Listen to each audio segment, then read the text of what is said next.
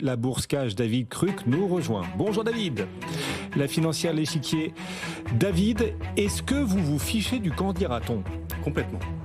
Aujourd'hui, c'est donc une conviction personnelle que vous nous apportez. Vous venez nous dire, et c'est votre conviction, que la BCE pourrait bien baisser ses taux dès la semaine prochaine de 50 points de base. D'un coup, moins 50 points de base, ça devient possible. Voilà ce que vous êtes venu nous dire.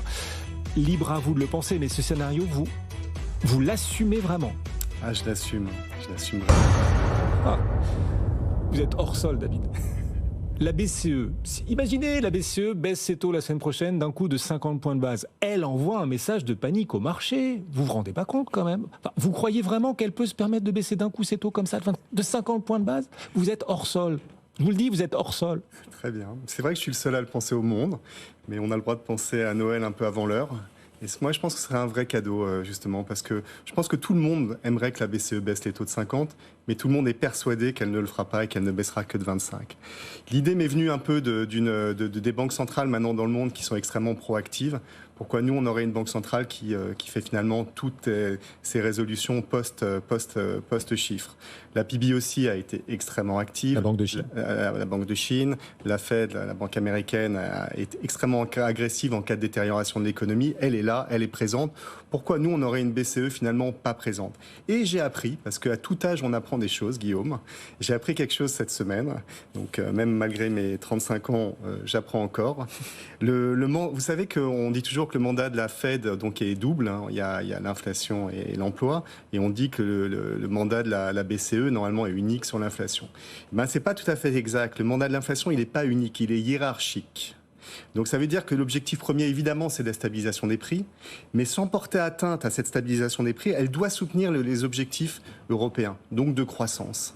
Donc ça veut dire, et ça je ne le savais pas, et c'est pour ça que je suis venu apporter ce témoignage un peu, c'est de dire que finalement, si c'est un double mandat, ou en tout cas un mandat hiérarchique, eh ben, clairement, vu les derniers chiffres qu'on a eus en Allemagne, on a eu les commandes d'usines qui étaient très faibles, on a cette année une croissance en Allemagne qui va être vraiment atone, voire même négative. On a une croissance en Europe qui, grosso modo, est très faible. On a des croissances de earnings aussi qui sont quand même aussi assez faibles. Donc, on aurait besoin de ce soutien. On a besoin de cette collaboration de la BCE pour un rebond potentiel de l'Europe.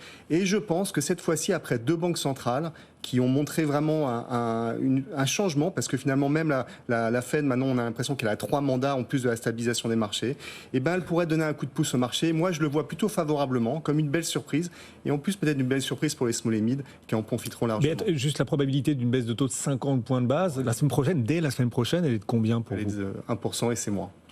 Génial. Antoine. Non, bon, hors sol, j'étais le premier à dire non mais la Fed, 50 points de base, vous êtes complètement malade, elle le fera jamais, ce serait donner un signe de panique au marché, exactement ce que vous avez dit. Moi, elle l'a fait quand même.